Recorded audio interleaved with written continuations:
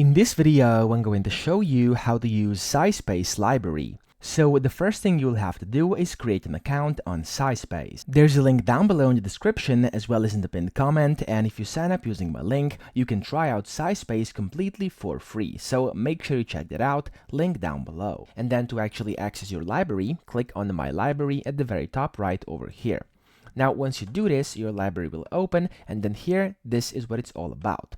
Now, you can see you have the sidebar and then this main page. Here, what you can do is essentially you can drag or drop PDF files from your computer, or of course you can just import them from your Zotero account in case you are using Zotero. So, for example, if you have a PDF, you can just upload it via this, click this button, find it on your computer, upload it in here, and then it's gonna get saved into your library.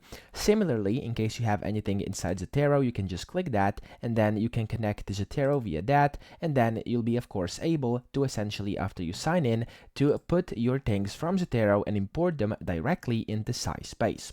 So these are the primary two ways of doing it, but of course there's much more to this. Now here on the left you can see folders, so you have your own folders. For me, I have one untitled folder over here right now, but of course you can create more in case you want to. So you can click on this button, you can edit that, delete it, whatever. So I'm just gonna give it a name, tutorial for this example. There we go, and it's going to update. And if you would actually like to add anything in here, you can actually search for articles here on SciSpace. So inside here, you can just search for your different papers, topics inside your library, etc.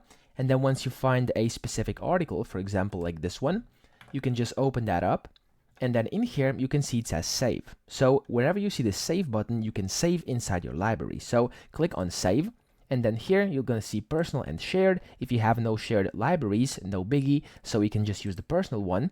Click on the folder you'd like to use, and then, of course, it's going to get saved inside your library. So if I go over here now, and if I refresh this folder, as you can see, I now have one of these articles saved in here inside my library. Of course, if you're using this with some colleagues, or of course anyone else, your mates, you can just click on New Shared Library, and then you can just give it a name, and you can invite different people in here and give them different permissions. So that's essentially how this works. You can then navigate these folders, you can see all the files, you can upload at any time by clicking this button over here.